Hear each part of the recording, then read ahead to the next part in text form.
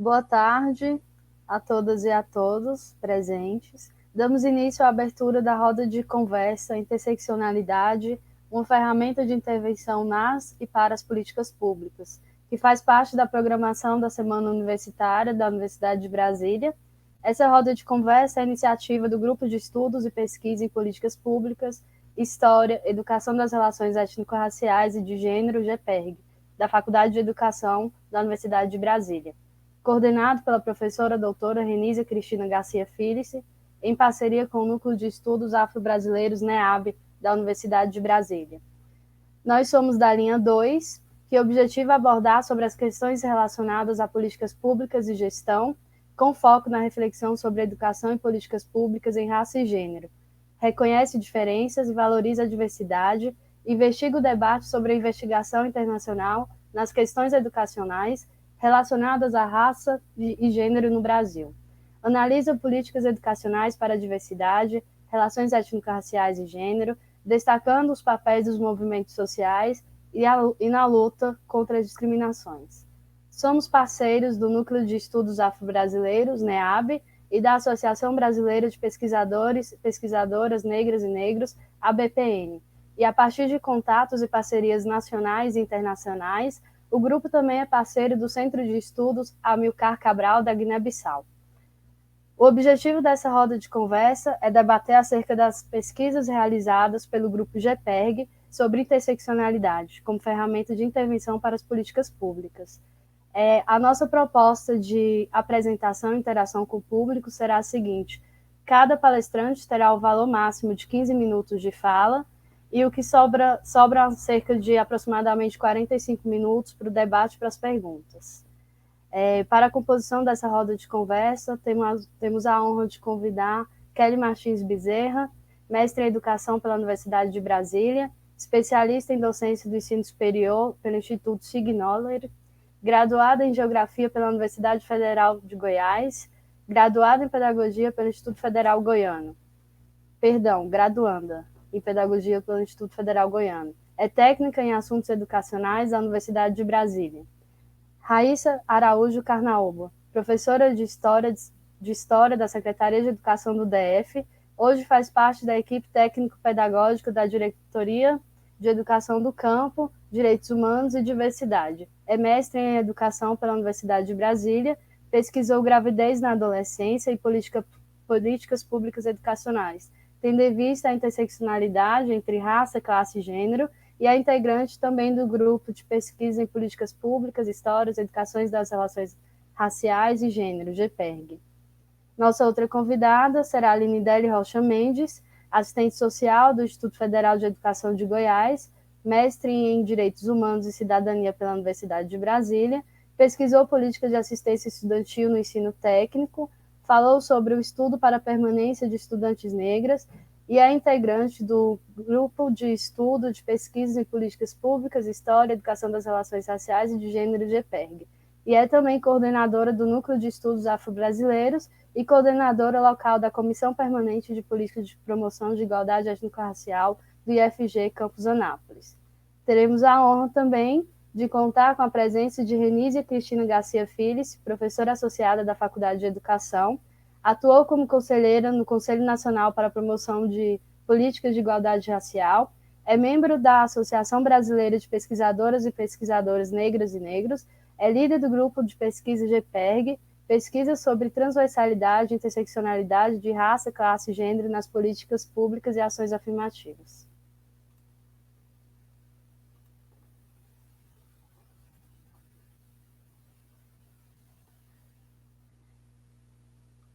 Para darmos início à nossa roda de conversa, convido Kelly Martins Bezerra. Bem-vinda, Kelly.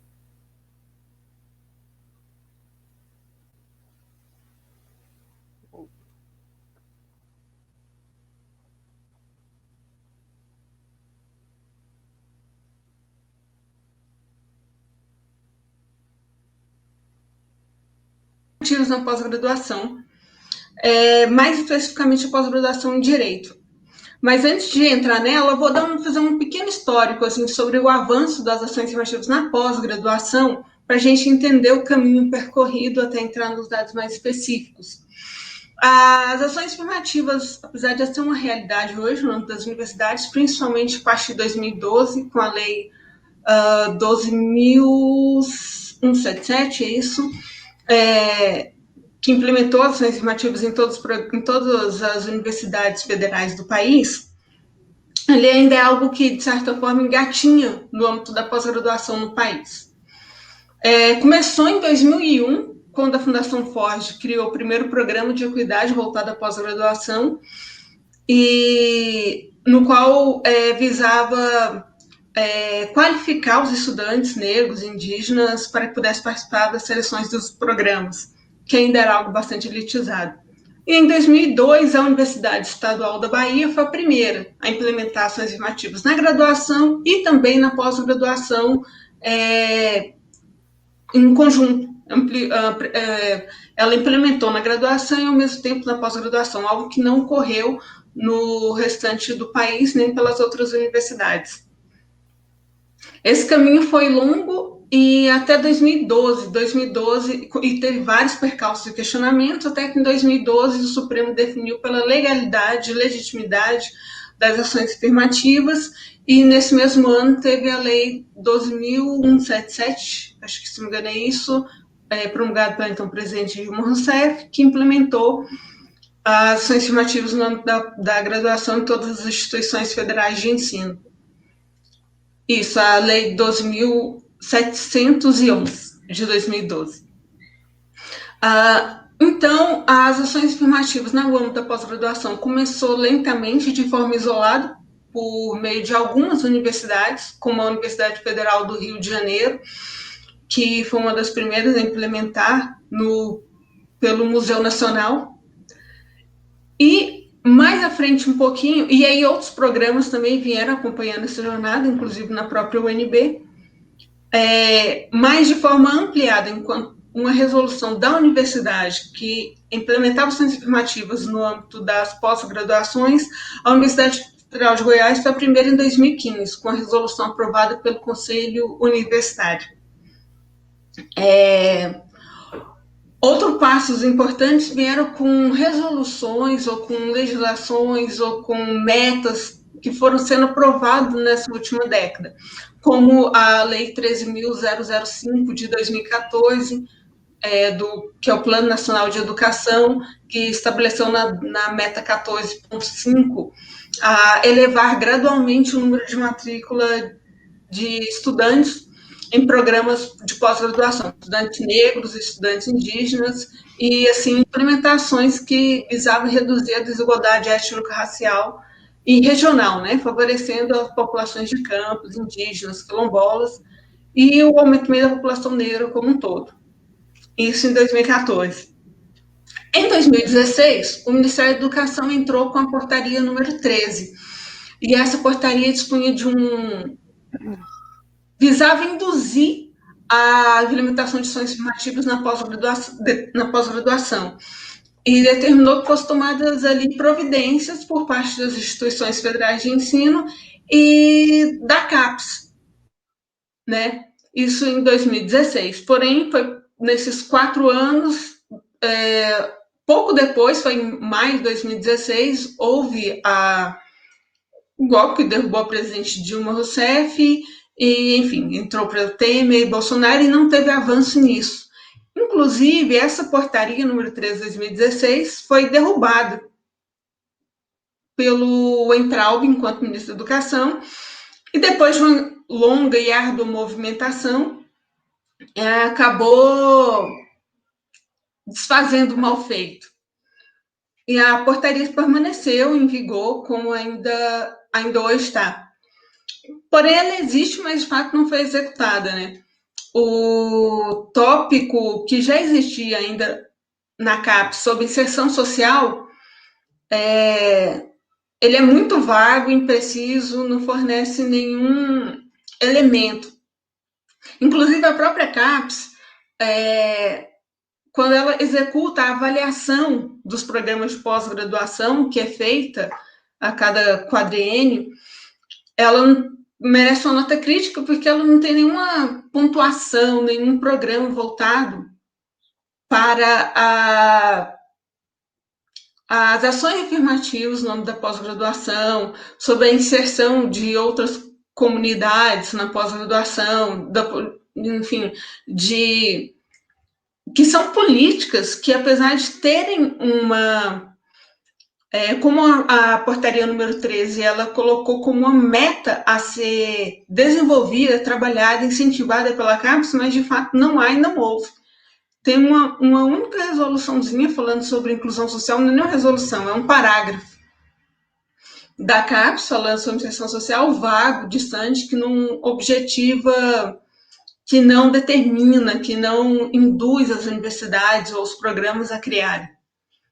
Então, nós tivemos uma evolução lenta, devagar, e hoje, das universidades federais, apenas 14 têm uma resolução ampla que, implementando ações afirmativas nos programas de pós-graduação das universidades como um todo, e cerca de 700 programas, na minha última avaliação, tinha cerca de 700 programas que tinham implementado por si só, por resolução interna dos programas, ações afirmativas voltadas majoritariamente para estudantes negros, mas também para estudantes indígenas, quilombolas, algumas para outros grupos sociais, como deficiente físico, LGBTs, principalmente população T. Então, mas são ainda muito poucos, são cerca de 700 em 3.900 programas de pós-graduação. Cerca de 20% dos programas. Então, as resoluções aprovadas pelas universidades, implementando de forma como um todo, elas são algo que realmente fazem a diferença, porque em muitos daqueles programas dessas universidades, se não fosse a resolução aprovada pelo Conselho Universitário, eles não teriam sido implementados. Mas entrando mais especificamente para a Universidade de Brasília, que é onde eu estudei, as ações tiveram início em 2012, com um programa criado, então, em conjunto com o GPEG, NEAB, enfim, um programa patrocinado pela Fundação, com apoio da Fundação Ford, com a Fundação Carlos Chagas. Ele qualificou, foi um programa voltado para a qualificação de estudantes a participar dos processos seletivos. E aí, em 2013, vem o programa de pós-graduação em Antropologia, e assim alguns outros, como Sociologia, Direitos Humanos e o Direito, propriamente dito, que foi o programa que eu estudei com afinco, né, na execução desse trabalho. Nisso, eram 17 programas até o último ano que haviam implementado na Universidade de Brasília ações afirmativas voltadas para a pós-graduação. 17 de 98, para vocês verem como é algo ainda bastante diminuto, né? Que ainda tinha um potencial muito grande, ainda tinha muito que crescer, na verdade. E aí foi aprovada agora, agora já no meio desse ano, a resolução que implementou as ações afirmativas na Universidade de Brasília como um todo. E o potencial de inclusão étnico-racial das universidades, dos programas de pós-graduação no âmbito do Brasil, é preciso a gente ver duas coisas. Uma é a importância e a outra a proporção que ele toma. Enquanto as instituições públicas de ensino, nem só federais, as públicas, corresponde a oferta de 24,72% das vagas ofertadas em ensino de graduação no país, na pós-graduação, esse índice sobe significativamente. Pelos dados, até 2017, 84,14% das vagas ofertadas no âmbito da pós-graduação era por instituições públicas. Ou seja, o potencial de inclusão no âmbito da pós-graduação é muito, muito mais ainda significativo. Fora que temos dados do Centro de Gestão de Estudos Estratégicos de 2002, publicou que apenas 19% foi uma estatística feita por eles em 2012, mostrando que apenas 19, que apesar da evolução e da inclusão que a implementação de ações afirmativas na graduação teve, o impacto que ela teve na última década, apenas 19% da população negra representava a população, apenas 19% da população de mestres eram negras, e apenas 14% da população de doutores eram negras. Mesmo na última década, essa publicação é de 2012, nessa última década, o número de programas de pós-graduação quadruplicou. Então, teve uma quadruplicação do número de mestres e doutores entre 2000 e 2012, mas a população de mestres, a população de negros dentro do número total de mestres era de apenas 19%. A população de negros dentro do número de doutores era de apenas 14%. E essa mesma pesquisa mostrou que a remuneração média de quem tinha mestrado era 84% superior à de quem tinha apenas graduação. Era o rendimento médio de quem tinha doutorado era 35% superior à de quem tinha mestrado. Ou seja, mostrou que tem um abismo muito grande a ser preenchido e que os programas de pós-graduação no Brasil, eles promovem inserção social, eles têm uma capacidade de inserção, de geração de emprego e renda para essa população muito superior à da graduação. Esse abismo é muito importante de ser mostrado. Alguns mitos também foram derrubados, assim, a gente estudando e vendo.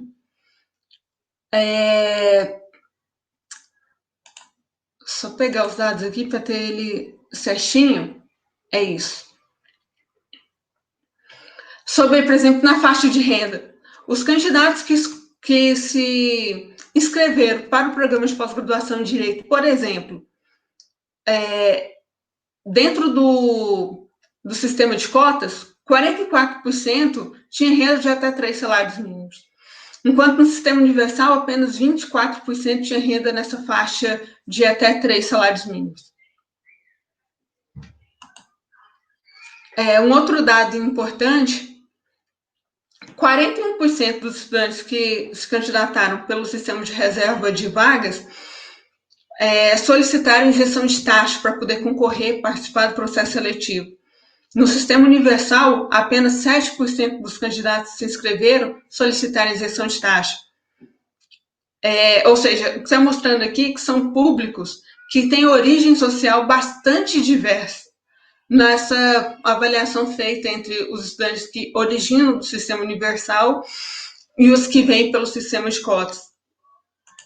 A renda média, inclusive, dos estudantes provenientes do sistema de cotas no programa de direito é um pouco elevada, no sentido que era a faixa dos estudantes que participavam do sistema, mas é a faixa de renda média, né? Era de R$4.000, enquanto no sistema universal alcançava R$9.000, mais que o dobro. Um outro dado também que chamou a atenção é sobre o nível de escolaridade dos pais, por exemplo. Isso é muito importante porque tem estudos que já mostram isso, né? Que os pais terem curso superior é uma condição de alta relevância para logar aprovação em exames vestibulares em universidades públicas. Esse foi um estudo do Silva, 2008. Assim como o PNAD-BGE 2014 mostrava que há uma relação intergeracional direta entre o nível de escolaridade dos pais e o desempenho dos filhos, o desempenho escolar dos filhos e o resultado deles nos exames de seleção, vestibular. Então, essa pesquisa mostrava que 55% dos pais dos estudantes que concorriam pelo sistema universal tinham curso superior completo.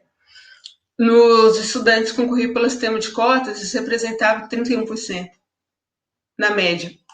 Apesar de ser públicos distantes, um outro dado importante é que a média geral dos candidatos que entram no programa através do sistema de cotas e os estudantes que entram através do sistema universal são muito similares, o que outros estudos já mostravam. A média do geral dos estudantes que concorriam pelo sistema universal foi de 8,6, enquanto a média geral dos estudantes que concorriam pelo sistema de cotas era de 8,2. Ou seja, é algo muito similar, muito próximo ao que outros estudos já mostravam, né?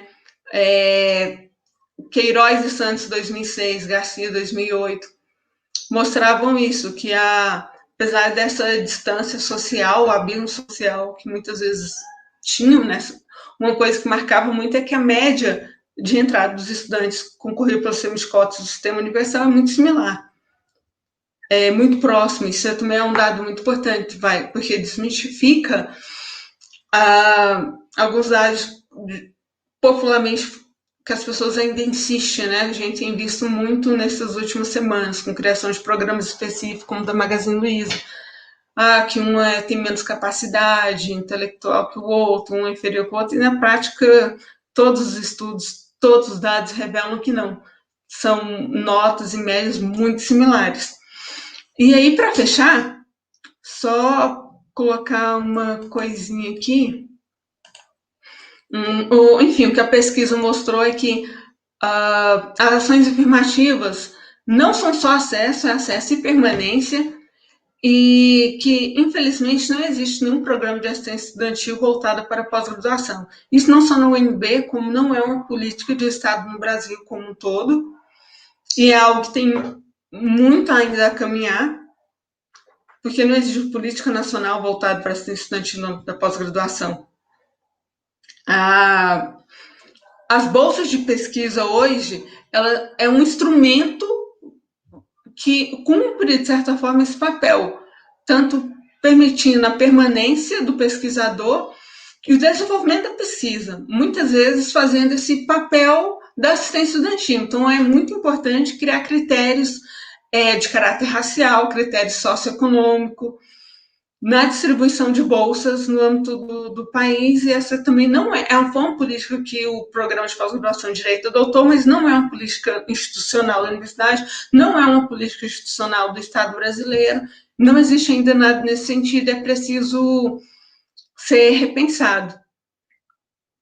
E é isso, os programas de pós-graduação no Brasil, ele concentram a produção científica e são onde se estabelecem a epistemologia do pensamento acadêmico brasileiro, garantir a entrada de estudantes de origens étnicas, raciais, historicamente excluídos, mas com um movimento de democratização e também, como já demonstrei, de garantia de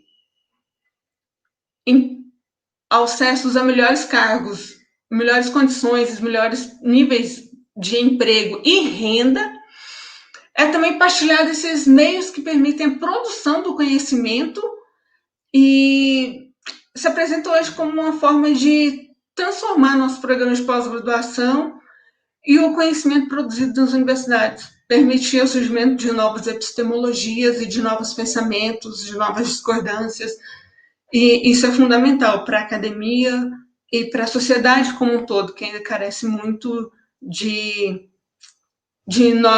conhecimento próprio produzido acerca da sua população pelo seu povo. Isso ainda é algo tem muito a ser feito. E que tem uma capacidade muito forte.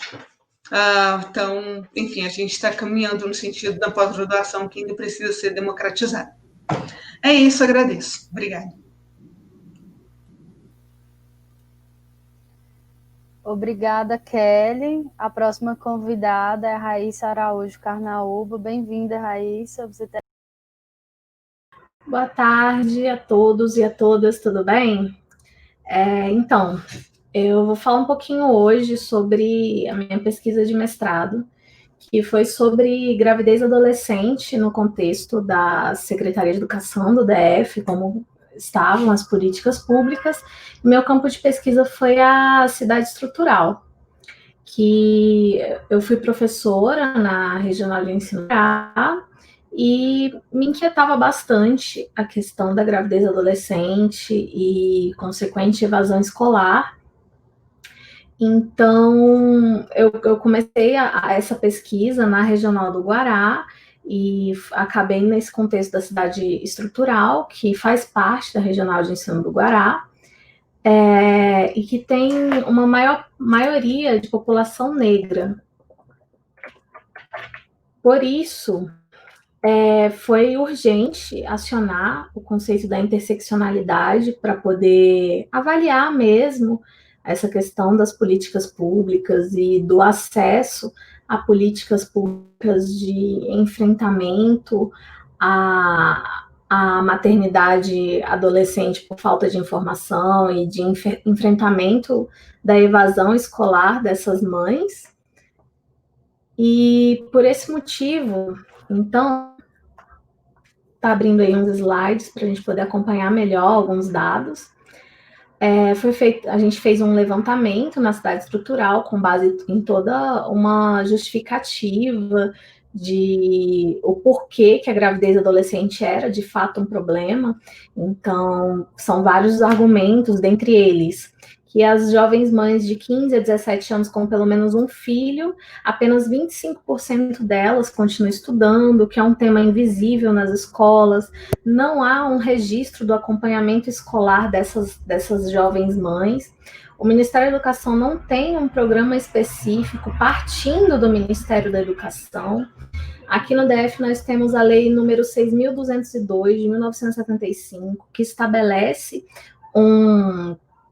um regime de acompanhamento domiciliar para essas mães que engravidam, e o Regimento Escolar do Distrito Federal de 2015, que também estabelece que elas têm direito a um atestado médico de até 6 meses após ter o bebê. Nós compreendemos aqui a adolescência como um período que vai dos 12 aos 18 anos, e a bibliografia estabelece como motivos para essa gravidez adolescente o aconselhamento sexual baseado em tabus ou preconceitos religiosos, uma baixa adesão a métodos anticontraceptivos, uma tentativa de libertação de controle dos pais e o próprio desejo à maternidade, sendo que esse último, o desejo à maternidade, a gente precisa considerar com cuidado, porque em que condições a gente pode dizer que de fato existe alguma capacidade de escolha, se aquilo foi de fato uma escolha, ou na verdade faltaram oportunidades de real acesso a estudo e trabalho, e aquilo foi visto como a única escolha aceitável. Então é um pouco complicado a gente analisar pela lógica do desejo e da escolha. A cidade estrutural, com uma população negra de 73%, foi o campo de pesquisa, com uma renda média de apenas 2,5 salário mínimo per capita, e com a escolaridade de quase metade da população sendo fundamental incompleta.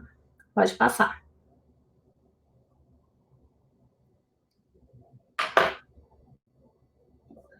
O objetivo da pesquisa foi identificar as políticas educacionais de saúde do DF, se elas contribuíam de alguma maneira para uma redução da evasão escolar dessas adolescentes negras e mães da cidade estrutural, e se havia algum tipo de transversalidade entre essas políticas.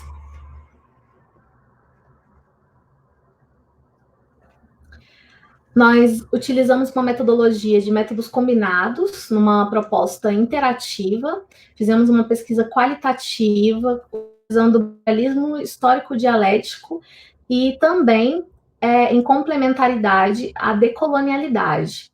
E a interseccionalidade foi a nossa ferramenta de análise, e também a questão das histórias de vida. Utilizamos, então, de histórias de vida dessas adolescentes como uma devolutiva. A gente ouviu essas histórias de vida com uma narração integral da vida dessas coparticipantes de pesquisa, e foi feita a transcrição e passamos para elas lerem e dizerem se aprovavam ou não. Foi um ambiente de confiança com pouquíssimas intervenções.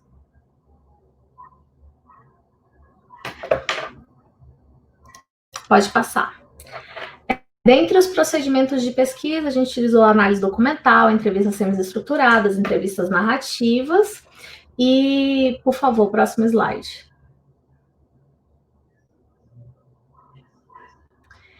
E essas entrevistas, elas foram realizadas tanto no âmbito institucional quanto com as próprias adolescentes. Nós entrevistamos gestores de educação, de saúde, professor e pessoas que trabalhavam no posto de saúde, conselheira tutelar, uma líder de comunidade local e adolescentes negras e mães. Próximo, por favor. Pode passar.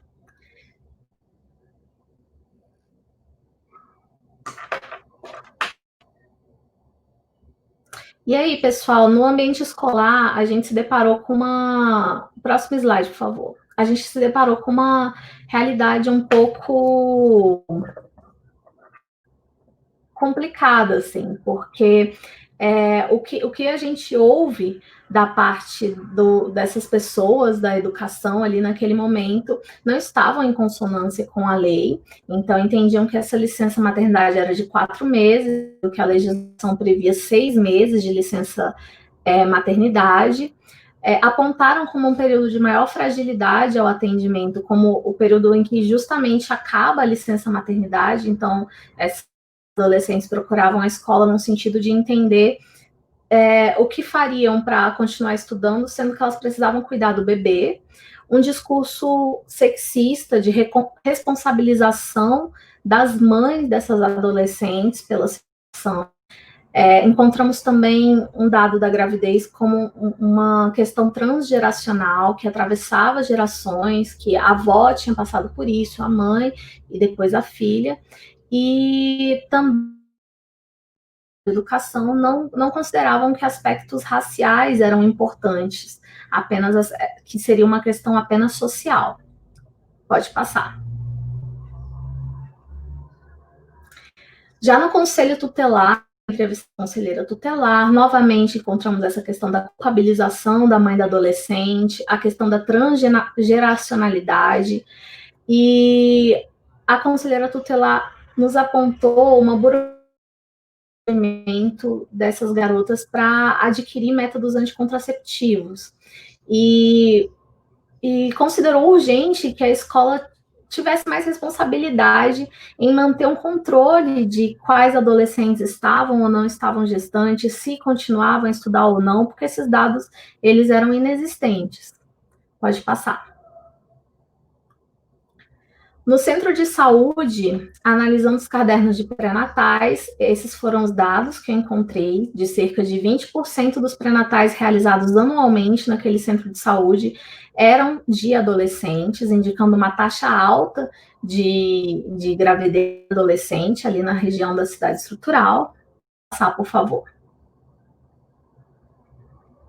E na entrevista aos profissionais da saúde, encontramos uma realidade diferente, a que nos foi apresentada tanto na escola quanto no conselho tutelar, em que alegam que o acesso a métodos contraceptivos é muito bom, o acesso ao DIU também viam a gravidez como uma questão transgeracional, ao serem perguntados se havia algum tipo de tratamento diferenciado a essas jovens grávidas, ouvi que na verdade não existia, porque grávida é grávida, então eram tratadas todas iguais. Sobre o cuidado dos bebês também divergiam. Algumas pessoas da área da saúde alegam que as adolescentes eram mais, outras alegam que eram menos cuidadosas com seus filhos pelo fato de serem adolescentes. Apontaram uma falta de parceria entre a educação e a saúde para tentar resolver essa questão. E também não consideram que a questão da gravidez adolescente possa ter mais peso a partir de aspectos raciais. Para eles, pessoas da área da saúde, seria apenas uma questão social.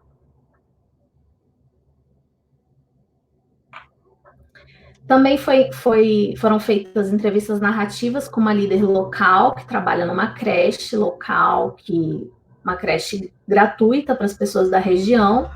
Já essa líder comunitária, que é uma mulher negra de lá, da cidade estrutural, na verdade, do setor de Chácara Santa Luzia, ela também foi mãe adolescente Ela é uma mulher preta que mora ali na região e ela já tinha uma percepção bem mais ampla de como existe uma interseccionalidade entre gênero, raça, classe e geracional nessa questão da gravidez adolescente. Ela apontou um grande distanciamento entre professor e aluno como sendo uma das causas para a falta de diálogo sobre essas questões na escola, apontou uma grande dificuldade que ela mesma passava no acesso a métodos anticontraceptivos, o DIU, por exemplo, uma dificuldade de acesso a trabalho e também um controle familiar sobre as adolescentes, baseado em religião e moral.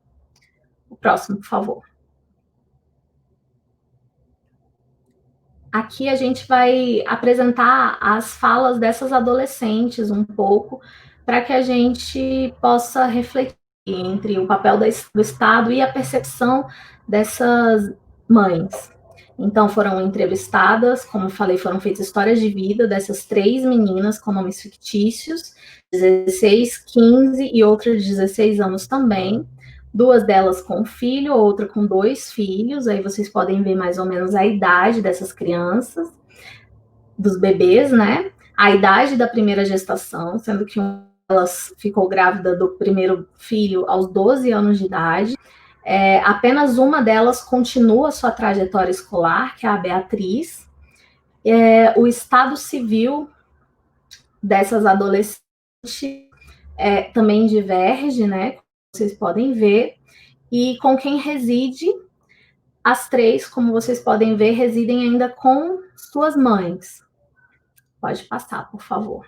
Mesmo que tenham continuado com seus companheiros, os pais dos bebês, continuam residindo com as mães. Aqui, pessoal, como relato de gestação para elas, também divergiam bastante, assim, mas tinham uma coisa interessante que as 3 relataram que não era algo que elas queriam no início, que foi uma coisa muito difícil de elas aceitarem, e inclusive da família aceitar. Pode passar, por favor. E eu encontrei nessa pesquisa que as avós dos bebês, ou seja, as mães dessas mães adolescentes, são vistas como pilares dessas novas famílias, são as pessoas que realmente seguram e levam adiante essa família. De fato, nas trajetórias delas, a gente percebeu a gravidez como uma questão transgeracional, a gravidez adolescente. Há uma ausência da figura dos homens nas trajetórias de vida delas, dos pais, dos avós, dos próprios companheiros, e os motivos disso é uma indagação para uma outra pesquisa que eu não me aprofundei, porque seria interessante inclusive pensar sobre a questão da paternidade. Esses pais, eles são brancos, eles são negros, e as próprias masculinidades negras, como vêm sendo construídas aí nessa dinâmica da gravidez adolescente. Também ouvimos alguns relatos de violência doméstica. Pode passar, por favor, Mayara. Sobre a escola, como eu falei anteriormente, uma delas não interrompeu os estudos, as outras 2, sim. A que não interrompeu os estudos ouviu comentários preconceituosos de colegas, ouviu e ouve comentários preconceituosos de colegas e de professores, e comum a todas elas uma grande falta de informação sobre os seus direitos legais enquanto estudante e mãe, e também no campo sexual e reprodutivo. Todas relataram grande dificuldade de acesso a métodos anticontraceptivos por várias questões. O parto de uma delas foi realizado, inclusive, em casa, com auxílio de policiais, então nos demonstra uma grande carência de acesso a serviços básicos de saúde. A mãe de uma delas passou por um adoecimento muito grande, mental, assim, que característico de uma carga mental muito grande, e também ouvimos relatos de violência obstétrica.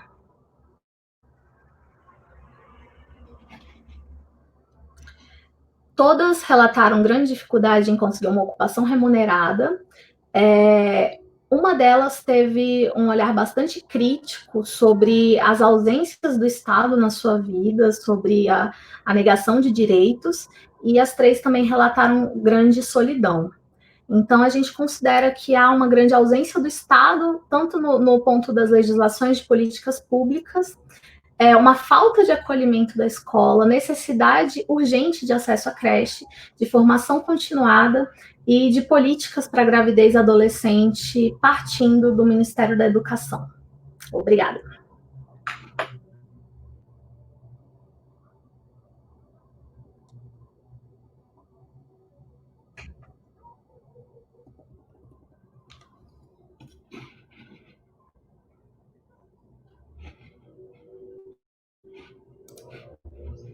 Maiara, você... Eu não estou te ouvindo, Maiara. Perdão, o microfone estava desligado. Obrigada, Raíssa. Continuaremos o debate agora com a Aline Deli Rocha. Ela vai falar um pouco sobre a pesquisa dela no Instituto Federal de Brasília.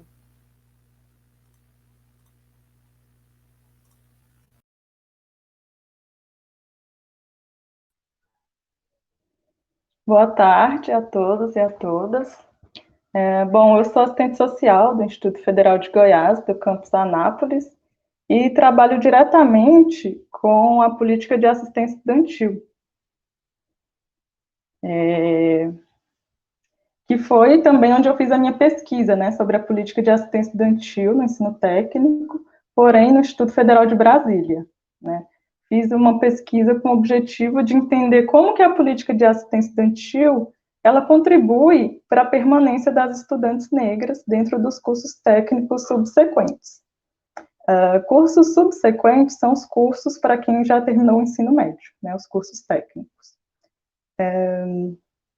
Eu escolhi fazer no Instituto Federal de Brasília porque eu tinha feito meu estágio supervisionado em serviço social lá, e eu percebi que era visível o corpo discente, a maioria era composto por mulheres e mulheres negras, né, no curso noturno e nos cursos técnicos, que eram os cursos técnico em secretaria escolar e técnico em secretariado. Fiz o recorte de gênero e raça, porque era a maioria nos cursos, era visível, só foi confirmado na pesquisa, e também por conta de todo o período, todo o processo histórico percorrido pelas mulheres negras, de toda a exclusão no processo educacional, né? Por muito tempo a população negra ficou fora do processo educacional, e agora que a gente tem acesso, a gente tem a política de cotas, a gente está tendo acesso cada vez mais, eu acho importante a gente pensar uma política de permanência, né? O acesso é muito importante, mas também é preciso pensar em políticas de permanência, né? Essas pessoas estão entrando nas universidades, nos institutos federais, e como que elas estão se mantendo lá, como que elas estão concluindo esses cursos. Por isso, eu foco na política de assistência estudantil, que é a política que vai trabalhar com a permanência dessas estudantes. Durante a pesquisa, eu apliquei um questionário e fiz entrevistas com as estudantes e com a equipe multiprofissional, e utilizei a perspectiva interseccional como método, como metodologia, que é o nosso debate aqui hoje, né? A gente traz um debate da importância da interseccionalidade nas políticas públicas, nas pesquisas, né, também nas produções, justamente porque na perspectiva interseccional a gente consegue analisar as diversas vulnerabilidades de uma maneira interligada, né? A gente consegue analisar o ponto de encontro das vulnerabilidades que são enfrentadas pelas mulheres negras, né? No caso, as estudantes negras. Então, a interseccionalidade ela foi pautada, a princípio, pelo movimento feminista negro, que reivindicava a especificidade de ser mulher e de ser mulheres negras, né, que não era abordado nem no movimento feminista branco, que não trabalhava a questão racial, e nem no movimento negro, que não abordava a questão racial. Um exemplo muito bom que a Crenshaw traz são essas avenidas, né? É como se, essa imagem é como se cada rua dessa fosse uma vulnerabilidade, uma opressão. Por exemplo, a questão racial, a questão de gênero, de renda e de geração, por exemplo. Elas vão ao encontro de um ponto, que seria ali o centro, né? Onde se concentraria todas as vulnerabilidades que as mulheres negras teriam que enfrentar diariamente. Então, esse método permite que a gente analise justamente esse ponto de encontro das vulnerabilidades, né, a partir de um sistema de opressão que está interligado, como, por exemplo, o gênero, raça, renda, geração e outras coisas a mais que podem aparecer. A Cotirene, ela até cita, né, a interseccionalidade nos possibilita enxergar a colisão das estruturas, a interação simultânea das avenidas identitárias. Esse é um dos exemplos que eu vejo que ajuda a gente a entender um pouquinho mais a interseccionalidade. Então, um outro exemplo que ela traz é o exemplo de uma empresa, né? Essa empresa, as mulheres negras não conseguiam passar nos processos seletivos, e aí essas mulheres não conseguiam a vaga e não conseguiam também acusar a empresa nem de racismo e nem por uma questão de gênero, porque, afinal de contas, essa empresa, ela contratava pessoas negras, mas apenas homens negros. E ela contratava mulheres também, mas apenas mulheres brancas. Então, as mulheres negras, com a junção de gênero e raça, elas ficavam excluídas desse processo seletivo, e não tinha como justificar. Então, a gente entender a interseccionalidade faz com que a gente entenda essas junções que podem excluir e causar discriminações ou outras questões, né? Então, na minha pesquisa e tanto no meu trabalho, no dia a dia, que eu trabalho com a política de assistência estudantil, é importante ter esse debate da interseccionalidade para fazer o acompanhamento, né, tanto da política de assistência estudantil, que está dentro da política de educação, fazer o acompanhamento dessas estudantes nas suas diversas perspectivas, né? Porque o que eu entendo da assistência estudantil? Eu entendo que a política de assistência estudantil, enquanto ela é um direito social no âmbito das políticas públicas, né, dentro do direito à educação, e ela está ligada a todas as ações que a instituição possa oferecer, que vise a permanência desses estudantes, né, que vise amenizar as desigualdades entre as estudantes. Então, eu não posso reduzir só a assistência estudantil somente enquanto auxílios financeiros, né? Existem outras vulnerabilidades, outras formas de opressão que vai interferir na permanência dessas estudantes, que vai além de o auxílio financeiro. É muito importante, né? Na pesquisa mostra que a questão da renda é bem forte, mas não é o único fator para permanecer, né? Para amenizar as desigualdades dentro da instituição. Né? Nós temos outras desigualdades, como citei, de gênero, de raça, de geração. Como esse curso que eu fiz, a pesquisa, são cursos técnicos, existe uma diversidade grande de estudantes, né, com o perfil bem variado, a idade vai desde os 18 até os 50 anos. Então, elas apresentam diversas dificuldades, né? E com a interseccionalidade, a gente consegue visualizar isso e fazer um acompanhamento melhor para a manutenção da política. Então, a gente trabalha com uma equipe multiprofissional, que é composta por assistente social, por pedagogos, psicólogos, e a gente faz um atendimento coletivo, né, para atender o máximo possível das demandas das estudantes. A política de assistência estudantil, ela tem como base o decreto 7234, de 19 de julho de 2010, então, é uma política até recente, nova, E a partir desse decreto, cada instituto ou cada universidade faz a sua própria política de assistência estudantil, com seus critérios, com as suas observações.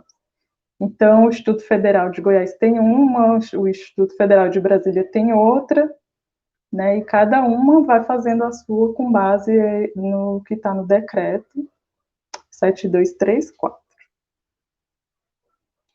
Bom, como na aplicação do questionário e nas entrevistas, né, como resultado, a gente teve respostas muito interessantes.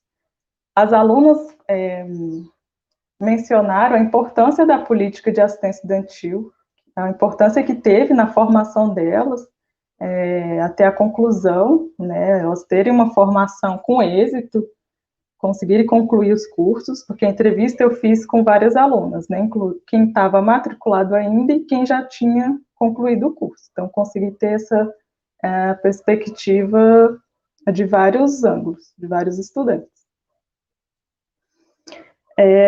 Eu consegui obter que o corpo docente é composto majoritariamente por mulheres negras, né, isso se confirmou. A maioria dessas estudantes são mulheres negras, trabalhadoras, em situação de vulnerabilidade social. A política de assistência estudantil ela tem o critério de vulnerabilidade para os auxílios estudantis, mas tem outros programas, que seriam os programas universais, que atendem toda a população, todos os estudantes, né, matriculados, que aí seria o apoio psicológico, pedagógico. Muitas apresentaram dificuldades por estar afastadas há um tempo da escola. Então, tinha esse apoio pedagógico para elas. Elas demonstraram que foi tão importante que elas viam, muitas delas estavam voltando a estudar, né, depois de muito tempo afastadas. Então, a política de assistência estudantil, ela contribui, né, porque elas estavam ali em busca de uma qualificação, de uma formação, e a política contribui para que ela tenha essa qualificação, para que ela consiga, né, superar, né, toda a trajetória dela até chegar ali no instituto. Né, os institutos federais, eles foram criados em 2008, no campus onde eu fiz a pesquisa começou em 2010, e os cursos, os técnicos, né, secretariado e secretaria escolar, eles começaram em 2012. Então, por fim, eu considero que a política de assistência estudantil é um mecanismo muito importante para viabilizar o direito à educação, de fato, e a profissionalização dessas mulheres, né, no Instituto Federal, que foi onde eu fiz a pesquisa de Brasília, e nos institutos federais em geral, né, nas universidades também. Então, é isso. Só queria ressaltar mesmo a importância da perspectiva interseccional para avaliação e para a implementação das políticas públicas, para a gente ter essa visão, né, mais ampla, até mesmo dos usuários dessas políticas. Então, eu deixo aí essa discussão para a gente debater no final e abrir a roda de conversa. É isso.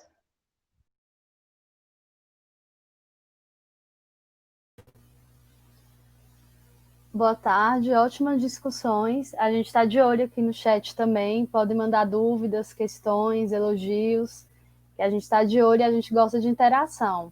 Então, vamos continuar o nosso debate com a professora Renísia Cristina Garcia Filice. Bem-vinda, professora Renísia. Oi, gente, boa tarde. Filice, Maiara, Filice. Oi, gente. Meninas, fiquem super tranquilas, Eu acho que, assim, para mim é um prazer estar dividindo a mesa com as meninas, que eu tive o prazer de fazer umas ensinagens, né? Aprendizagens e ensinagens. Eu ensinava alguma coisa e aprendia muita coisa com elas e vice-versa. Eu acho que apresentar aqui, está nessa mesa, que a gente está apresentando as pesquisas que foram realizadas. Eu acho que a Kelly foi muito tímida na apresentação dela, porque daqui um pouco vocês vão ver na hora que ela começar a fazer o debate, né? Acho que é fantástico o trabalho da Kelly, o trabalho da Raíssa, tem achados maravilhosos. e o trabalho da Linidelli também, e da Maiara também, que vai apresentar na sexta-feira. Então, assim, gente, o que, na verdade, mais do que ficar falando sobre relação entre políticas públicas e interseccionalidade em profundidade, é discutir um pouco com vocês como que a gente tem mobilizado alguns autores e algumas autoras para poder possibilitar esse tipo de pesquisa, né? Porque, assim, quando uma estudante chega com você e tal, para conversar, e que uma estudante como a Raíssa, que já tem uma experiência na educação básica, ou a Kelly, que é uma técnica que da UNB, né? Que trabalha na Faculdade de Direito, ou a própria Aline Deli, que também é uma pessoa que está no Instituto, e elas têm uma pauta muito... na verdade, elas têm uma demanda de fazer uma pesquisa, mas é uma pesquisa engajada, é uma perspectiva comprometida com a transformação social, né? Então, assim, e nós estamos no mestrado profissional, né, da Faculdade de Educação da Universidade de Brasília. Então, tanto a Kelly quanto a Raíssa, elas são duas pessoas que fizeram pesquisas no mestrado profissional da Faculdade de Educação. E a Aline Deli, ela é do Direitos Humanos, tá? Então, assim, o que significa ser da Faculdade de Educação e ser da Faculdade e do programa de Educação e do Programa de Direitos Humanos? Significa essa perspectiva de uma pesquisa com rigor teórico-metodológico, certamente, mas com um comprometimento para que os seus estudos tenham uma possibilidade de intervenção na realidade. E como nós estamos trabalhando com políticas públicas e gestão de políticas públicas, a nós nos interessa imensamente, porque eu também faço parte do mesmo segmento ou do mesmo coletivo que, como elas, estamos comprometidas principalmente com a universidade pública gratuita e que tenha compromisso com a sociedade. Nós também tentamos mobilizar esses autores no sentido que eles venham ser os instrumentos necessários para que elas possam dar continuidade aos seus levantamentos, às suas pesquisas e aprofundamento, inclusive, nas suas praxis cotidianas, né? Como a Kelly disse, a pesquisa dela foi realizada na Faculdade de Direito. A Raíssa, a partir da Secretaria de Educação. A Aline Deli, a partir do Instituto Federal de Brasília, né? E todas elas querem, sim, pautar a questão de gênero, a questão de raça, pelo comprometimento com a própria história do Brasil, que é o que nós falávamos hoje de manhã. Então, nesses termos, é importante que nós compreendamos que política pública, para nós, da forma como nós estamos mobilizando determinados autores, embora nós tenhamos o reconhecimento de que o estudo de políticas públicas está muito pautado numa perspectiva de referencial teórico, né, objetivos previamente determinados e definidos, metas estabelecidas, né, estratégias a serem utilizadas para implementar políticas públicas, e esse conjunto de fatores, né, conhecimento do escopo do problema, né, a ser enfrentado, os objetivos para afetar, para em alguma medida, mudar os problemas identificados, as metas que precisam ser estabelecidas e serem duramente seguidas para que sejam, né, atingidas, as estratégias utilizadas para tanto, né, diante desse passo a passo, pensar quais são os processos, né, quais são os processos que vão ser mobilizados para dar conta de tentar solucionar esses problemas, quais são as ferramentas, né? Então, no campo das políticas públicas, essa dinâmica está muito vinculada a uma perspectiva de agenda, de formulação do problema, de implementação da política e de avaliação da política, né? É uma perspectiva de política pública que, obviamente, está vinculada à política pública, ela nasce com esse compromisso de instrumento de garantia de direitos, mas é uma perspectiva que tem uma uma racionalidade, né, muito pautada numa perspectiva de universalidade, de atendimento a todos, né? Todos, sem todos e todas, mas assim, sem considerar quem são efetivamente, nas suas singularidades, nas suas lutas cotidianas, os demandatários e as demandatárias de políticas públicas. Por isso que eu comecei falando um pouco, quando chega até mim a Linidelli, a Raíssa, a Kelly, quais são as demandas que essas meninas trazem enquanto pesquisadoras que não querem, em absoluto, entrarem na universidade e se distanciarem cada vez mais de si mesma, cada vez mais do universo no qual elas estão inseridas e principalmente porque elas têm um comprometimento em retornar à sociedade algumas reflexões que ela também captou nesta sociedade. Então, os chamados objetos, na verdade, para essas meninas e para as pesquisadoras e para nós, se apresentam como sendo problemas que se tornaram problemas públicos, né? Mas que advêm de outros movimentos e de outras ações políticas. Então, essa perspectiva, né, das políticas públicas de meta, unidade, clareza semântica, articulação, né, no território, coordenação e cooperação entre agentes, eficiência, eficácia, efetividade, não subjetividade, equidade, transparência, aderência à realidade, né, alguns elementos que são muito frequentes no campo das políticas públicas, que exige uma definição e que se compromete com uma definição e uma clareza de agentes e papéis. Para nós, não é que eles não sejam importantes, mas é porque eles não dão conta do que nós entendemos como historiadoras que somos, e elas, do seu lugar de fala, acredito eu, né? E a maioria das pesquisadores que chegam aos nossos programas, seja direito dos humanos ou educação, são pessoas que têm uma sensibilidade para a sociedade desigual na qual nós vivemos. E uma sociedade desigual não é uma sociedade desigual apenas na perspectiva de classe, mas é uma sociedade desigual na perspectiva de gênero, na perspectiva de raça, né? Todos esses elementos são importantes e compõem e vão formatar, né, ou desformatar e revelar a complexidade do contexto na qual os tomadores e as tomadoras de decisão terão que se debruçar, se é que eles estão comprometidos em olhar e verificar qual é o perfil da sociedade brasileira, quais são as demandas da sociedade brasileira.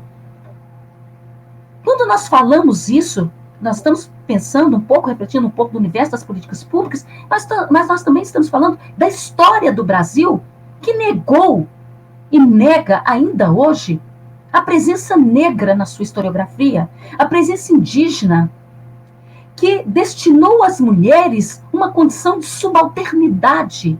E de quais mulheres nós falamos? Sejam as mulheres brancas, sejam as mulheres negras. Mas nós temos que olhar com mais cuidado, porque até quando nós falamos nessa perspectiva das mulheres, as mulheres brancas vão reivindicar a sua participação no mercado de trabalho a partir da década de 20, 30 no Brasil, mas a mulher negra, ela nasce na senzala. Então, o que nós estamos querendo dizer? Então, nós já estamos afunilando as desigualdades. Então, não é uma desigualdade econômica de classe, ponto final.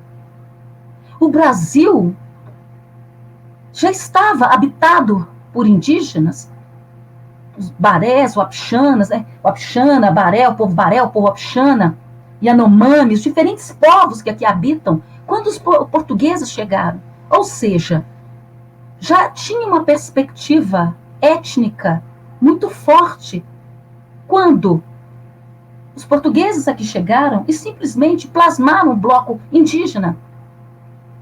E até hoje nós ouvimos as pessoas falarem que no território brasileiro, o quinto maior do mundo, nós falamos português, que é uma dádiva, o Brasil, de norte a sul, do Oiapoque ao Chuí, falar português.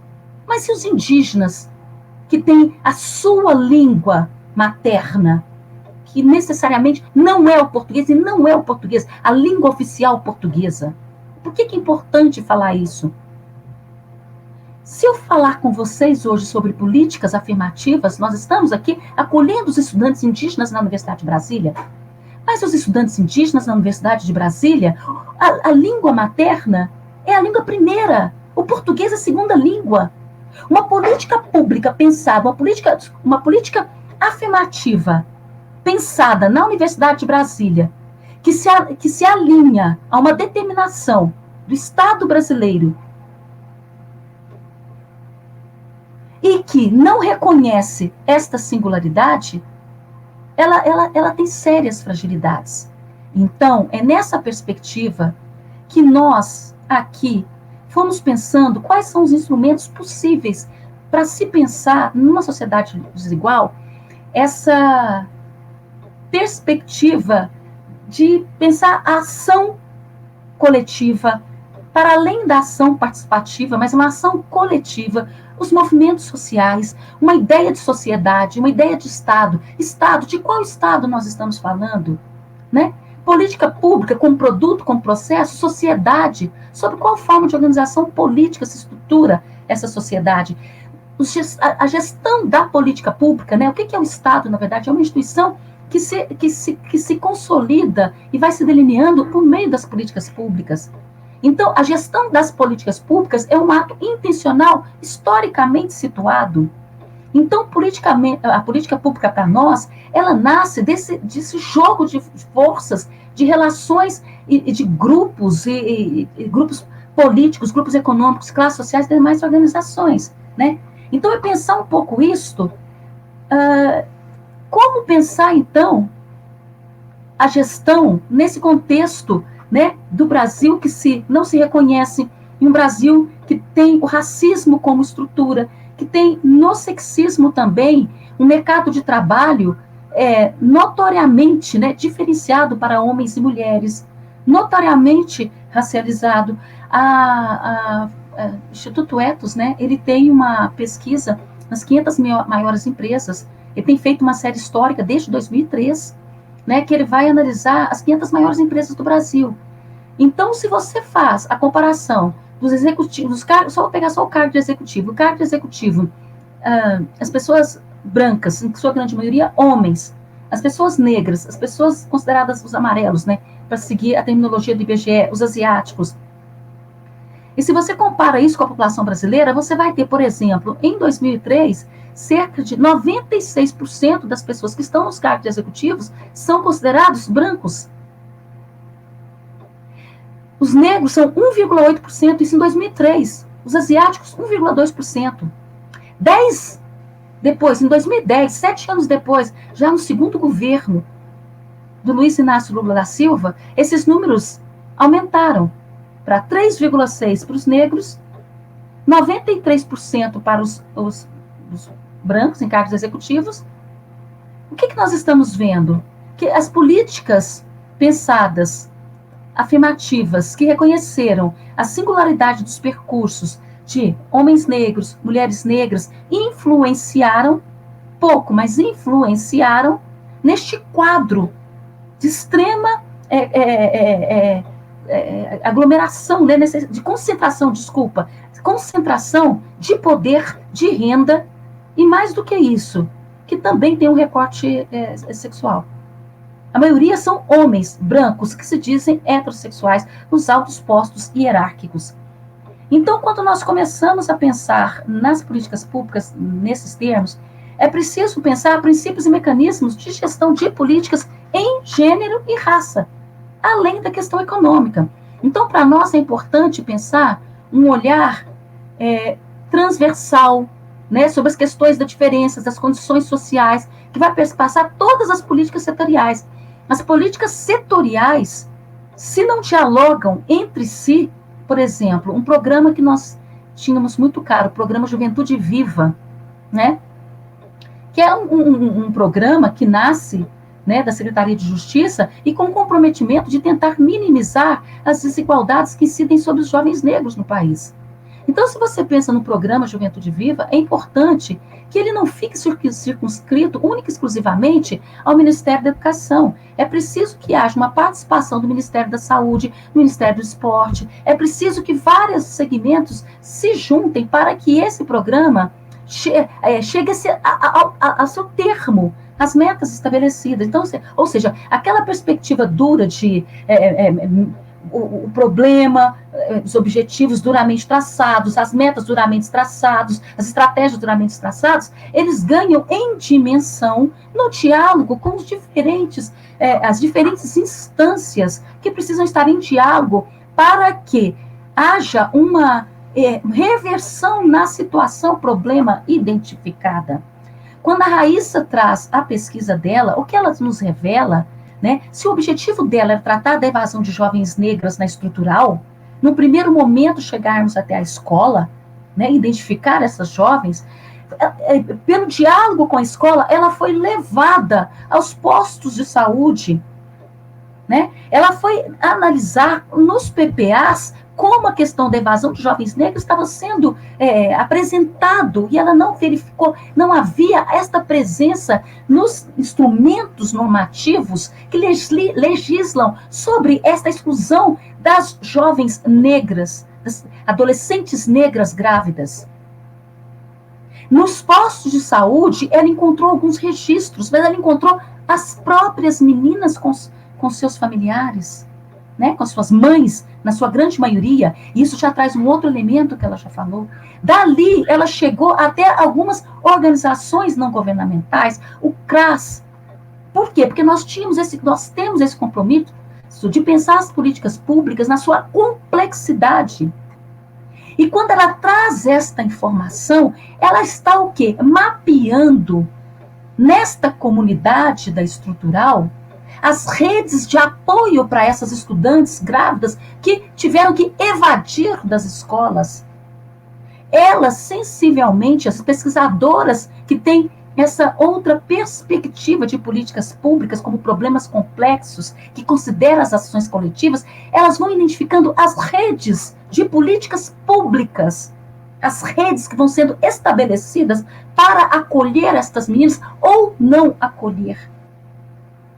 E quando você utiliza, por isso que a gente chama de metodologias interativas, a interseccionalidade, então é importante para nós compreendermos a transversalidade, o diálogo entre os diferentes setores. É preciso que nós compreendamos também como que esta violência estrutural, do racismo estrutural, e essa questão geracional, essas diferentes assimetrias, incide sobre os corpos dessas adolescentes e dessas jovens expulsas da escola. Então, a história de vida, né, um trabalho etnográfico, as histórias de vidas, as narrativas autobiográficas, são hoje outras metodologias que nós temos utilizadas para fazer com que nós possamos ouvir essas participantes de políticas públicas, né? Participantes das nossas pesquisas. Elas são participantes no sentido de que estão contribuindo, elas não são simplesmente o objeto, o sujeito da pesquisa, mas elas são participantes da pesquisa. Quando nós fazemos isso, até a terminologia precisa mudar. O jeito de chegar precisa mudar. O retorno à comunidade precisa acontecer, né? E no programa de pós-graduação da educação, nós temos que apresentar um produto. Para eles é produto, para nós é formação. É um texto construído é um retorno para a comunidade, né? É um diálogo com a comunidade, é um diálogo com a Secretaria de Educação, é um diálogo com os postos de saúde, né? A Kelly, com o seu trabalho também, o retorno que foi dado à Faculdade de Direito, que ela não pontuou os achados, que eu acho que talvez o público queira saber quais foram um pouco dos achados na escuta que ela teve com os estudantes que participam da Faculdade de Direito, inclusive nas comissões de heteroidentificação, que são extremamente ativos na Faculdade de Direito. Os estudantes, mestrandos e doutorandos, assim como a Linidelli, né? Então, assim, mais do que isso, você vê como que a equipe multidisciplinar do Instituto Federal de Brasília acolhe essas estudantes negras e percebe as necessidades dessas estudantes negras. E como o Instituto Federal de Brasília, que tem a sua peculiaridade de atender tanto a educação básica quanto o ensino superior, como um olhar da gestão que está muito mais pautado para o ensino superior, por exemplo, desmerece o percurso dessas meninas negras que lá estão e que também precisam de recurso para se manter na instituição. Isso tudo tem a ver com essa nossa perspectiva de pensar a interseccionalidade como sendo exatamente esta ferramenta teórico-metodológica, né, que nós vimos como de extrema importância. A Aline Deli já colocou em que contexto o conceito aparece, né, com Kimberlé Crenshaw, mas que nós já tínhamos Lélia Gonzalez, né, a nossa socióloga Lélia Gonzalez, que cunhou o conceito de Améfrica, falando da importância de se pensar mulheres negras e pobres. Ela já fazia uso, o conceito já era operacionalizado nos seus escritos, né, e foram cunhados depois com Kimberlé Crenshaw. Então, é uma ferramenta que sinaliza um compromisso nosso com a nossa sexualidade, o meu com a minha sexualidade, a minha questão racial. Sou uma mulher negra, que já fui pobre, não sou mais, e o compromisso das meninas também com seu pertencimento racial e a questão racial, sexual. Então, assim, gente, eu vou tentar restringir um pouco por causa do tempo. Então, a interseccionalidade como ferramenta teórico-metodológica, então, tem sido esse instrumento de análise e ação política, cada vez mais utilizado por nós nas nossas pesquisas, tá? Então, ela permite, é um instrumento de análise dos fenômenos sociais. Se vocês lerem a dissertação da Raíssa, vocês verão até onde ela conseguiu chegar. O da Aline Deli também, né? As narrativas altamente significativas das meninas que foram ouvidas. Nesse sentido, esses relatos e essa perspectiva compõem com a análise de políticas públicas, tá?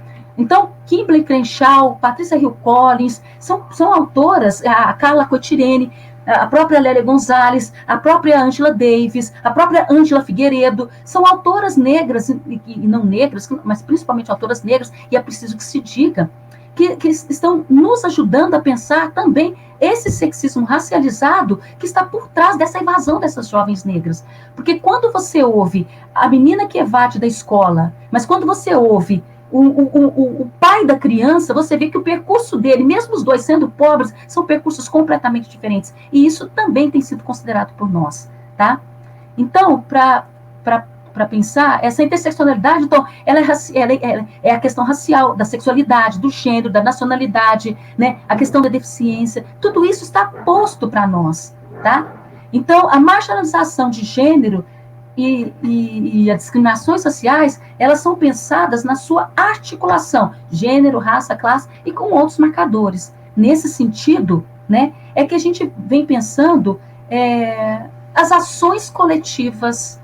Nós temos conseguido chegar no campo, já finalizando, porque deu meus 20 minutos, nós vamos chegando no campo, né, no nosso trabalho de campo, na verdade, com essas participantes, elas podendo se colocar, a troca acontecendo, o retorno acontecendo, mobilizando outras ferramentas teóricas que, ao final, evidenciam os limites dos ciclos de políticas públicas, mas também da transversalidade, que não reconhece que gênero também, a depender do segmento a qual você se refere, se for mulheres negras, o olhar precisa ser outro, tá? Então, essa rede complexa, essa teia, né? Essa teia complexa, teórica, de análise de políticas públicas, que nós estamos construindo neste grupo de pesquisa, que obviamente não sou só eu que componho, tá?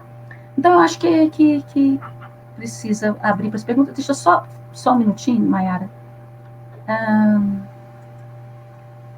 Bom, é só isso. Conhecimento do campo, pensar essa política pública como um campo de disputa e tentativa de... E outra coisa, pensar que esse é um campo de disputa no campo das políticas públicas, né? Muito, e que há uma tentativa constante de apagamento epistêmico da produção das mulheres negras, da contribuição de Crenshaw, da contribuição de Patrícia Hill Collins, quando pessoas se apropriam do conceito de interseccionalidade e não fazem referência a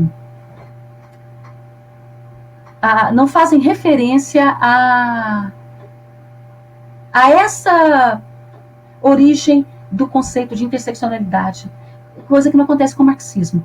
Então, hoje, nós gostaríamos só de fechar falando, a interseccionalidade não pode ser, ela é uma ferramenta extremamente potente, mas ela não pode ser um guarda-chuva que abarca tudo, mas que não se esqueçam da sua origem, que é preciso que se diga, a contribuição da Kimberly Crenshaw, a contribuição de Lélia Gonzalez, a contribuição de Patrícia Hill Collins, tá? Carla Cotirene e outras tantas. Eu vou passar a fala para a Maiara, para que nós possamos debater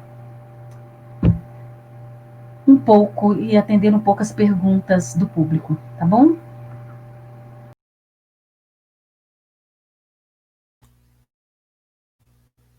Magníficas, falas muito boas e muito ricas, né? E que também demonstram um pouco, né, do olhar da mulher negra inserida no espaço acadêmico. A gente pede desculpa, parece que temos uma pessoa surda que não está conseguindo ter acesso ao debate porque não temos um intérprete de Libras. Aí é mais um debate, né, que a universidade não é de fato inclusiva, nem para nós negros e nem para outras pessoas, infelizmente. Caminharemos para o debate agora. Antes, inicialmente, em nome da Faculdade de Educação da Universidade de Brasília e do Grupo de Estudos e Pesquisas em Políticas Públicas, História, Educação das Relações Étnico-Raciais e de Gênero, GPERG, da UNB, queremos registrar o nosso agradecimento às palestrantes dessa roda de conversa por terem aceito o convite para estarem aqui conosco, hoje debatendo esse tema tão atual e importante. Em segundo lugar, queremos agradecer a toda a equipe da extensão da Faculdade de Educação, em especial a professora Rita Silvana Santana dos Santos, coordenadora de extensão da Faculdade de Educação, e ao Decanato de Extensão pelo apoio na realização da Semana Universitária. Sem o trabalho e o empenho, né, de vocês, a Semana Universitária não seria possível. Muito obrigada. Agradecemos também ao nosso técnico interno, Cleverson, e nossos parceiros externos, Lorena e Jalisson. Por fim, também agradecemos a vocês que estão acompanhando essa roda de conversa pelo canal do YouTube. Queremos registrar aqui a presença de estudantes da graduação e da pós-graduação da Faculdade de Educação e do Programa de Educação em Direitos Humanos e Cidadania da Universidade de Brasília. Saudamos com grande alegria a presença de todos. Agora, né, eu vou voltar aqui para o chat, chegaram algumas perguntas. Vamos tentar organizar as perguntas por temas e blocos. Para responder, cada participante terá 3 minutos, tá? Eu vou fazer primeiro as perguntas direcionadas e depois as perguntas mais gerais. A Daniela Rocha perguntou: boa tarde, Kelly. Esses dados são muito interessantes mesmo e nos dizem muita coisa. Existe a possibilidade de termos acesso direto a eles? A Kelly, ela escreveu uma dissertação, né, sobre o tema. Ela pode falar aí como você pode encontrar. Lucy Lima faz pergunta para a Kelly. Temos algum representante das universidades juntos ao MEC que possa intermediar todas essas lacunas ainda existentes entre as instituições de ensino e o MEC? Lucy Lima também faz uma consideração para a Linidele Rocha. As políticas de inserções têm que ser apolítico, ou seja, que não dependa somente de um governo de 4 anos, e sim que possa ser atemporal, dada a sua importância. Verdade. Ana Romero faz pergunta para a Raíssa. É considerável que os públicos merecem ser tratados de forma diferente no atendimento? Se sim, por que isso não acontece? Solange Dias faz pergunta para a professora Renísia. Qual o papel do Estado com a implementação das políticas públicas? Vamos iniciar o debate com essas perguntas e algumas foram considerações. Então, cada participante terá 3 minutos. Podemos iniciar por você, Kelly? Ok.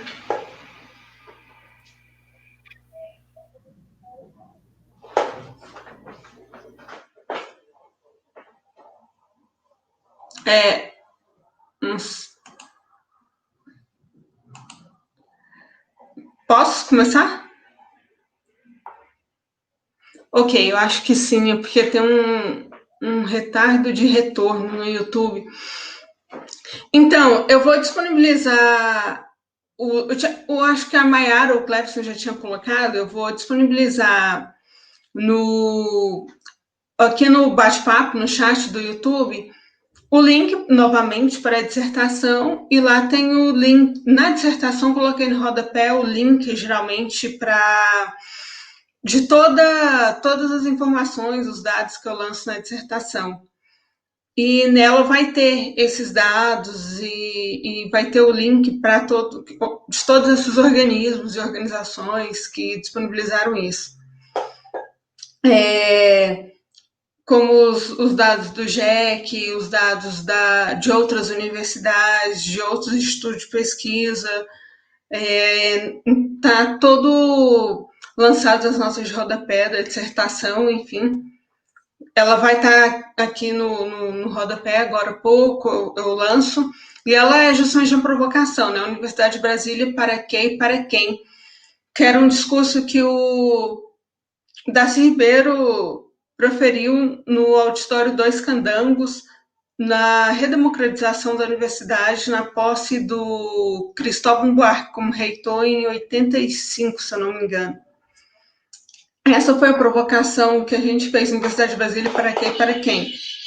Né? As universidades públicas foram expandidas no período da ditadura para atender a classe média que dava apoio à ditadura, classe média alta, enfim, grandes empresários, dava apoio à ditadura. E aí a gente questionava a Universidade de Brasília hoje. Sobre a outra pergunta, sobre a nossa... se as universidades têm alguém hoje junto ao MEC fazendo esse papel de interlocução. Infelizmente, isso é algo de política governamental. E a política governamental do Bolsonaro não é de ampliação dessas políticas, é de desmonte dessas políticas públicas, dessas políticas de acesso à permanência, de políticas afirmativas, a qual ele nega veementemente. Então, infelizmente, a gente não tem hoje exatamente uma ligação, porque as pessoas que fazem são do tipo do Weintraub, que é ele é professor da Universidade da Unifesp. A Unifesp abriu, alguns anos atrás, a expansão do Reúne, isso há quase uma década já, uns 10 anos, lá para 2009, 10. E como não tínhamos um quadro de docentes, doutores ainda muito amplo, ampliado para mestres também, e o Weintraub entrou nessas vagas e ele entrou com essa política negacionista. Então, infelizmente, ele trocou os militares que tinham antes. Os militares, por incrível que pareça, eram até mais... Os militares foram levados quando o ministro colombiano tomou posse, assumiu o Ministério da Educação. E aí ele tirou boa parte desses e colocou um grupo que é hoje olavistas, autodenominado olavistas, seguidores de Olavo de Carvalho, e são esses que ainda ocupam postos chaves, mesmo com a saída do Weintraub, e esses ficaram dentro do Ministério da Educação. Então, nós temos um cenário político muito complicado, e o caminho que a gente tem hoje é continuar organizar a resistência e seguir dentro do que já tem dentro da universidade. A universidade é hoje talvez o órgão que eles mais ataquem propositalmente, devido justamente a isso. É aqui que nascem novas ideias, novas propostas, é aqui que surgem movimentos de organização. Inclusive, quando Brasília estava sendo criada, Israel Pinheiro, que era o engenheiro que projetou, ele foi contra maciçamente a abertura de universidade e fábricas, indústrias dentro de Brasília, porque ele sabia e ele dizia que isso organizaria movimentos e greves, e isso não deveria ter. Com a proposta do Darcy Ribeiro e do Anísio Teixeira, era justamente o contrário, porque eles entendiam que, e eles acabaram ganhando esse debate, eles entendiam que a Brasília, como capital federal, tinha que ter a formação de pessoal e o desenvolvimento cultural das grandes capitais do Brasil, Rio, São Paulo, Belo Horizonte. Então, fizeram uma defesa muito grande. E a Universidade de Brasília tomou ela veio com um sonho projetado de mudar mesmo a realidade, de incluir novos grupos e tal. Ele foi um projeto de um sonho meio que destruído pela ditadura em 64, que deu um golpe, tirou o reitor, nomeou interventor, e a Universidade de Brasília é isso. Então, assim, dentro do MEC a gente não tem articulação nenhuma nesse momento. A gente vai ter que crescer, a gente vai ter que se auto-organizar enquanto grupo, enquanto estudantes, enquanto pesquisadores, e reorganizar no sentido de apresentar essas propostas e tentar também, junto à articulação, junto ao Congresso Nacional, junto ao Ministério da Educação hoje, ou junto ao governo federal diretamente, infelizmente a gente não consegue esse tipo de articulação. E a universidade é o espaço para as lutas, né? Para a gente poder criar uma nova perspectiva de sociedade. Que sociedade a gente quer viver e estar, né? Então, é isso. Acho que talvez, se tiver mais perguntas, a gente pode fazer outros blocos, se forem o caso. Mas devolvo a palavra para a Mayara agora.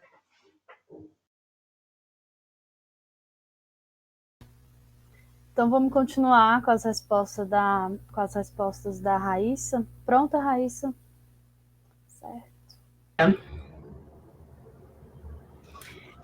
Então, a Ana Romero, ela me perguntou se, enfim, o ideal seria que houvesse um tratamento diferenciado e por que não há, né? Eu considero que sim, que o ideal seria, sim, que houvesse um tratamento diferenciado em políticas públicas de modo geral. É isso, a perspectiva da interseccionalidade, é você entender como diferentes identidades agem para gerar também diferentes opressões de forma bastante complexa. Então, no caso do posto de saúde, por exemplo, essas adolescentes, elas eram tratadas como grávida, grávida apenas.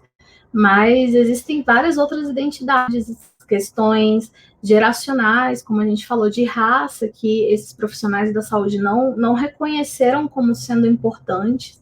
Eles até consideravam importante a questão social, mas não a questão racial dessa dinâmica.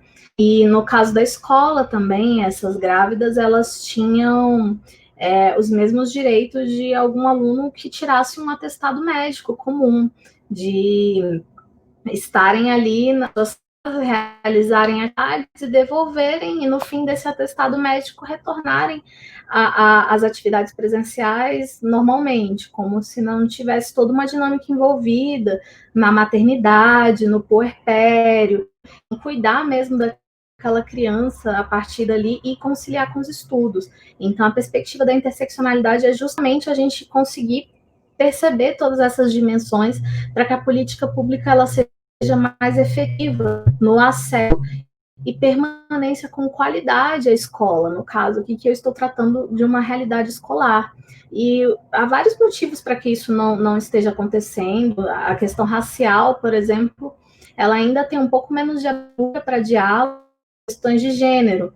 Então, a gente já consegue ver aí um pouco mais de política pública no âmbito de gênero, para tentar aí diminuir algumas desigualdades e promover mais equidade, mas a questão racial, as pessoas ainda não percebem como sendo importantes para a equidade, porque a gente vive num país que por muito tempo vigorou o mito da democracia racial, e, enfim, isso pede bastante.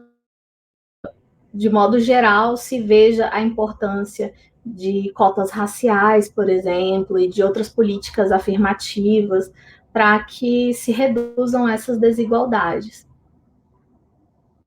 Concluir, Mayara, acho que...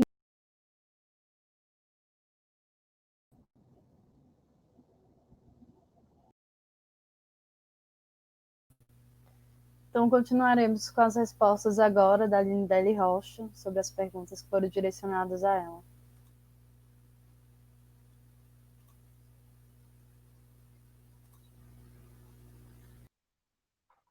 Olá. Então, no caso da política de assistência estudantil, na verdade, todas as políticas, né?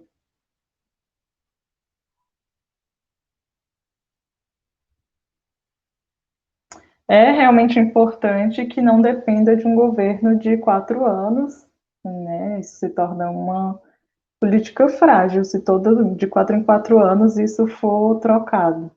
No caso da política de assistência estudantil, em específico, ela tem se mantido, apesar de ser uma política nova. De 2010, até então ela tem se mantido. E no caso que ela pergunta, né, e o que falta não seria a implementação e a fiscalização, da política de assistência estudantil, ela tem sido implementada e fiscalizada, apesar de todas as dificuldades que a gente ainda enfrenta para atingir os objetivos da política, né? A gente não tem um orçamento suficiente para atender todos os estudantes que estão com perfil de vulnerabilidade social, que precisaria de um auxílio estudantil para continuar na instituição. Não termos, às vezes, uma questão de estrutura mesmo para atender os estudantes. E, no geral, a política ela tem se mantido, ela é muito importante, mas eu vejo que é frágil ainda, porque a única coisa que ela tem como base é um decreto, né? Um decreto de poucas páginas, que é o decreto 7234. Então, isso deveria, sim, ser melhor trabalhado, ter leis, outras documentações mais específicas e mais elaboradas, mas, por enquanto, ela está funcionando dessa maneira.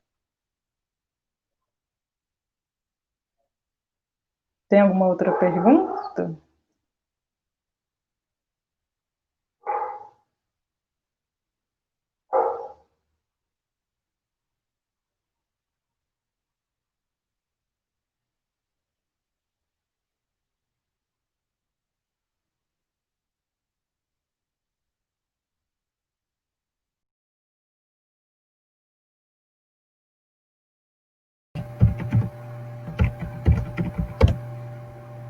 Oi, gente. Oh, desculpa, o microfone que tá. Bom, tá. Eu acho que a pergunta que a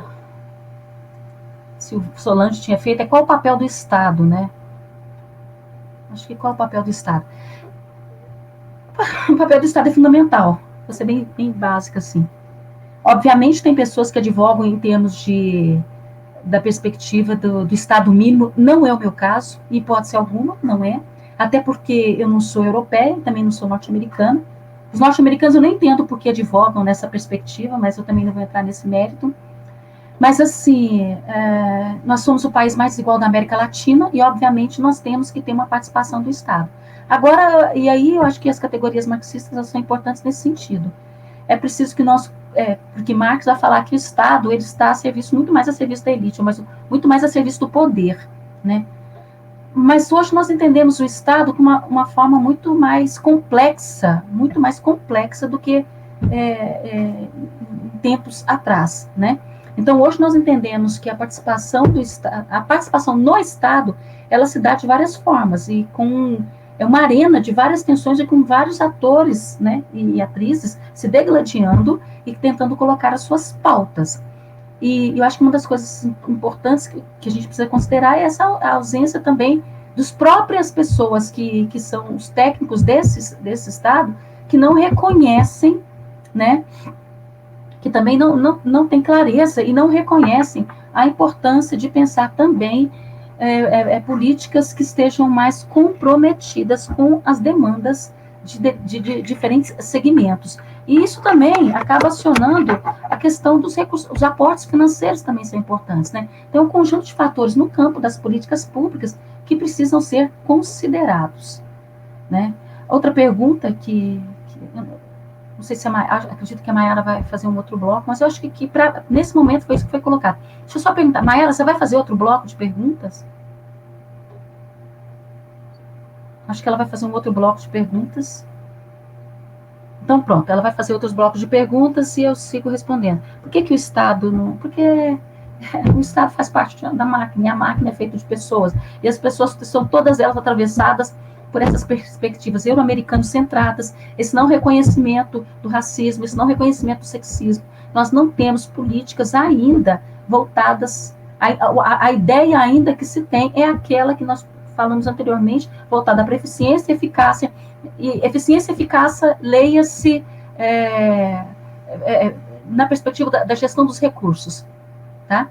Rapidamente, CONAI, Conferência Nacional de Educação, né? Nós temos, por exemplo, 7 eixos. Dos 6 eixos, custo aluno, benefício, financiamento da educação, né? N coisas tratando sobre a questão do financiamento e como que você vai mobilizar recursos para a educação. O único eixo trabalha com justiça social e os segmentos estão próximos, ou seja, são 6 eixos pensando sobre os vulneráveis, e os vulneráveis estão todos apertados em um eixo só. Não há nenhuma transversalidade na temática e nem um reconhecimento ainda da complexidade como sendo um elemento fundamental para pensar as políticas públicas. É uma discussão longa. Maiara?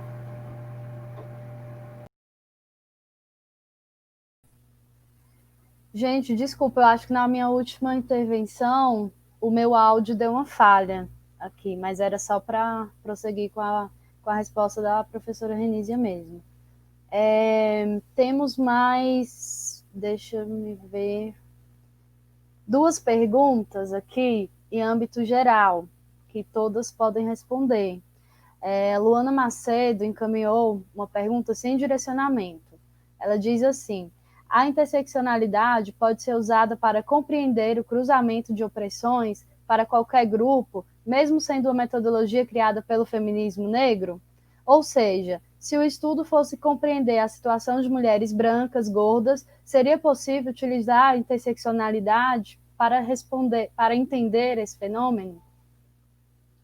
Tá aí uma pergunta para todas. E uma última que chegou para a professora Renísia, eu acho que ela não respondeu.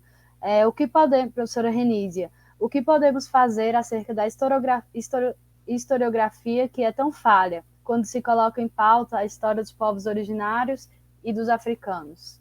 Então, em caminho aí, a gente pode começar novamente para responder essas gerais com a Kelly, que foi a primeira, depois a Raíssa, tá?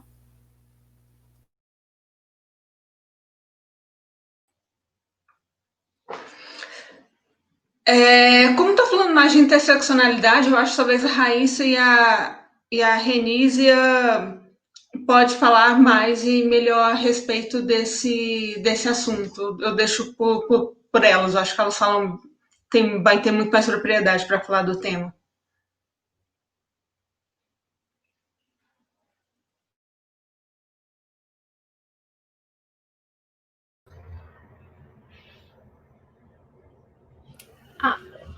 Então, a interseccionalidade, ela pode ser uma ferramenta de análise que foi pensada como reação justamente a um feminismo hegemônico branco que exclui corpos diferentes daqueles da sua perspectiva analítica mesmo, das suas reivindicações.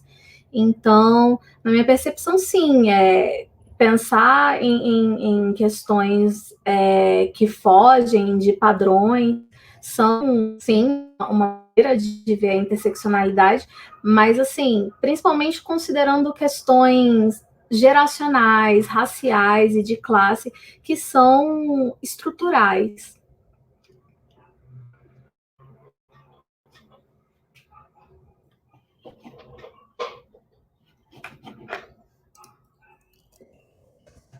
Maiara? Bom, posso responder? Bom, vamos lá. Bom, então tá, eu pensei que a Aline Dera fosse falar, então vamos lá, vamos pensar. Bom, a interseccionalidade, a Patrícia Hill Collins, naquele livro organizado pelo Joás Bernardino, o Ramon Grossfogel e o Nelson Torres, né? Tem um artigo da Patrícia Hill Collins que ela vai falar do conhecimento situado, e eu acho de extrema importância, que eu mencionei isso. É certo que a interseccionalidade tem sido assumido por várias autoras que estão trabalhando com a questão de gênero, com a questão da deficiência, com a questão LGBT, e é muito importante que isso aconteça. Mas eu acho que um dos elementos que eu faço muita questão de dizer é o seguinte, que ela precisa estar, a sua origem precisa ser mencionada, né? Porque nasce do reconhecimento das mulheres negras, da forma como a sua condição de vida, na verdade, a sua condição de mulher negra a exclui de vários processos e de vários movimentos. Então, assim, ela tem sido utilizada e muito para discutir vários outros conceitos. Eu já vi sobre território, maternidade e, sei lá, território, maternidade e geografia, por exemplo.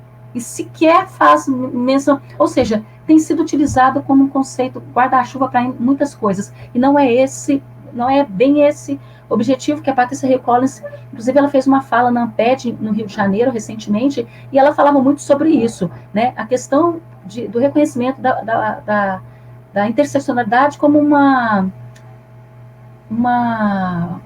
ferramenta engajada para pensar um outro mundo possível, obviamente menos racista e menos sexista. A outra pergunta que foi feita sobre a historiografia, o que pode ser feito? É o que está sendo feito. Né? Nós temos a Ampur, que tem uma linha que pensa uma outra história possível, no próprio GPEG. O GPEG tem 4 linhas, a maioria das meninas que estão aqui são da linha 2, que é de políticas públicas e gestão, mas a linha 1, a história da África e cultura afro-brasileira, e o projeto Tecendo Redes Antirracistas, da linha 1, é um dos mais conhecidos aqui da UNB, que é o que fez o seminário em 2017, aqui na UNB, que nós lançamos um livro, o segundo aconteceu em Cabo Verde, nós lançamos o segundo livro, está sendo lançado agora, recentemente.